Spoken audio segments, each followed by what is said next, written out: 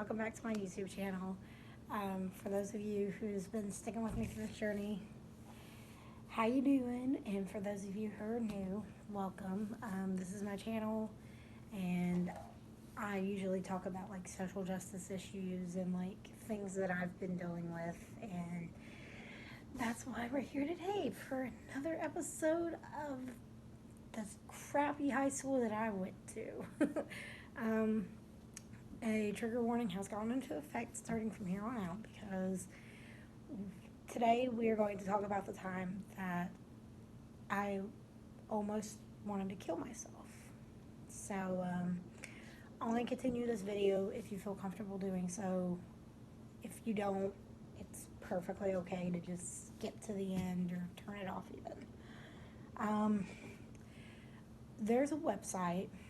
We're going to jump right into this. So there's a website that it's no longer in use, thank God, called Topics. And you type in South Point, and the number one topic on that site in 2011 was Beth Gilbert, my first and last name.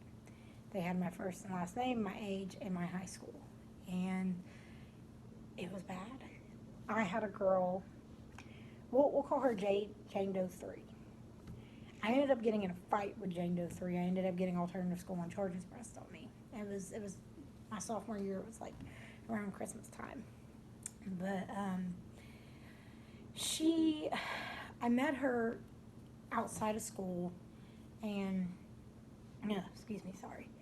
She just was so rude to me the first time I met her, and I didn't even know this girl.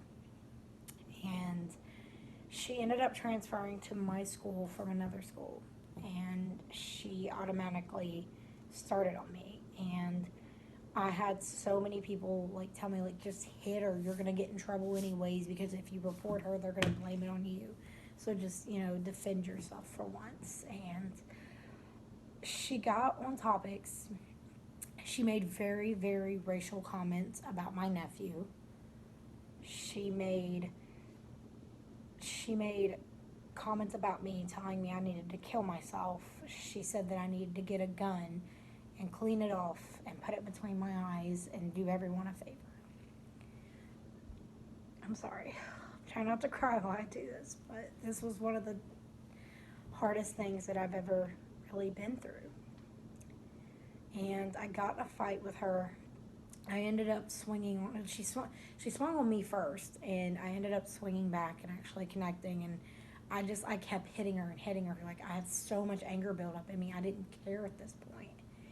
And when I had to leave school. They called my mom, I left school, and I had alternative school, which is like when you go and do exercises and do schoolwork, and that's it. And I had already been in trouble for fighting before that, and I ended up getting in even more trouble for fighting this girl. And she went, as soon as she got home from school, she got on Topics and started this whole new thread saying, she should just end her life or I'm going to end it for her, and just openly making threats. And we went to see if anything could be done about it, and they warned her. The cops in this town was a bigger joke than the school was, low-key, honestly. And she made me feel really low, to the point I'm like, well, why am I still living anymore? Like, why don't I just try to kill myself? And I thought about it, and I thought about it, and I thought about it. And I had pills in my hand, and I really honestly contemplating swallowing them. That's how bad it got. And I'm sorry, I don't want to cry. This is just, I never really told this story to anybody, not even my best friend. And my mom, she made me go get help. So for 3 months, I was going to school, and then I had so much anger in me, and then I kind of snapped, and I went off with my mom, and I had to go get help. And so for 3 months I was going to school, and after I got out of school, I went straight back to the facility that I was in for, my anger and for issues that I was dealing with. And nobody knew it at first. I kept it to myself until another girl was put in there for like behavior issues or whatever. And they kind of put two and two together. But I didn't tell anybody because I was ashamed of it. And I didn't want people to know that I was trying to kill myself. And so like I spent my 17th birthday in there, and I was very, very emotional. I didn't really talk to anybody. I didn't really, I couldn't really do anything. I was stuck in there. But I still had the thoughts, and I still couldn't. I had so much anger built up in me, I couldn't really process it right. And the anger just got worse because the bullying got worse. I had back in middle school, something really bad happened to me. I was held down at a church event, and these girls was smacking me in the face with lunch cakes, trying to shove them down my throat. And one girl who, again, like I said, we'll call her Jane Doe number 4. She made up this thing, and she called me Wilbert Gilbert the pig. Wilbur from Charlotte's Web. She called me Wilbert Gilbert the pig. She wrote like this nasty story about it, and she posted it online. And I think like that kind of stuck. That's always stuck with me. Like I've even told this story to my nieces, because I'm like, if anyone's even bothering you, like come to me. Like I will deal with this firsthand. And it's always stuck with me, and I think that's where the anger came from, is because I let this happen to me, and they filmed it, and they were going to put it on YouTube, and my mom had to threaten to get like cops involved. Just, I know people are going to think, oh my gosh, she's just a cop caller, blah, blah, blah, blah. That's not really the case, because A, the cops didn't do crap. B, I was literally attacked at church, at freaking church, for Christ's sakes. Sorry.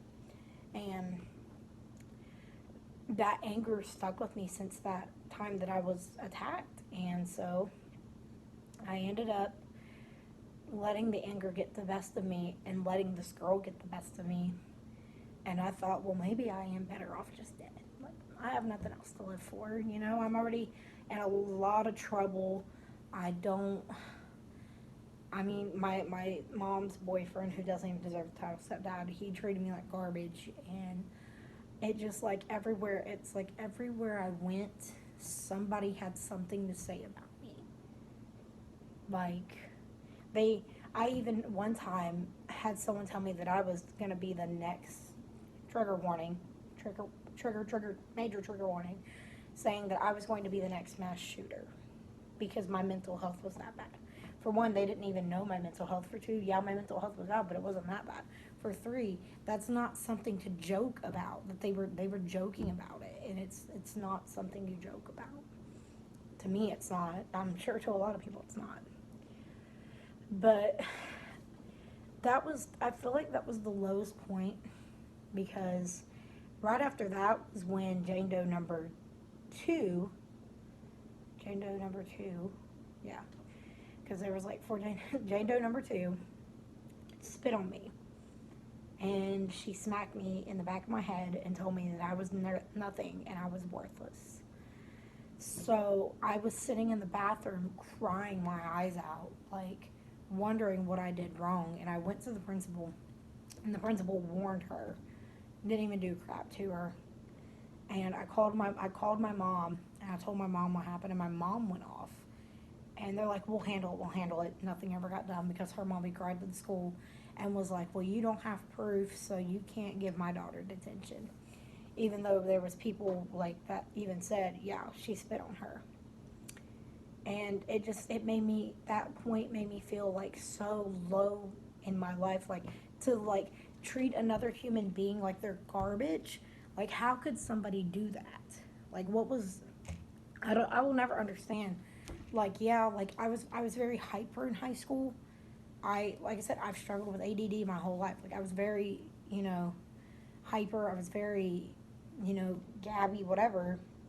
But that doesn't give anyone the right to treat me like garbage.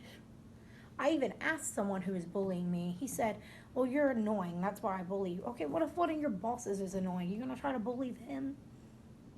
Like you gotta get over yourself and quit acting like you're better than others.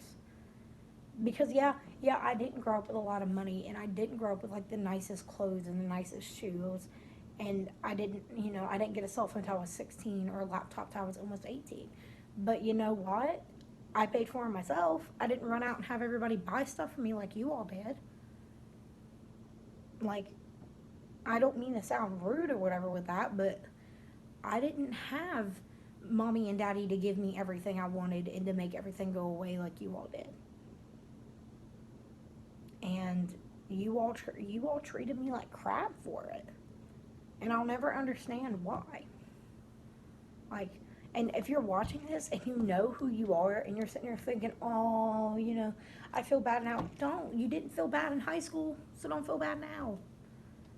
Just don't. Just leave me alone. Because, I mean,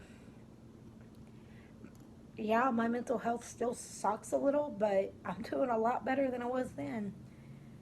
I mean, obviously I am. I'm making these videos so people will know. Um, but yeah, that's today's episode. Again, I'm sorry this one was like one of the most dark ones I did, but it had to be put out there because this school needs some serious changes. They let that go on, and they let a girl say racial things to me, and they let a girl sit there and like swing on me, but yet I was the one that got in trouble. It's not right, and change needs to be done. So, thank you for watching. I'll post another one here soon. Um, Thank you for all the positive feedback, and stay strong, guys. We can make a wildfire get away.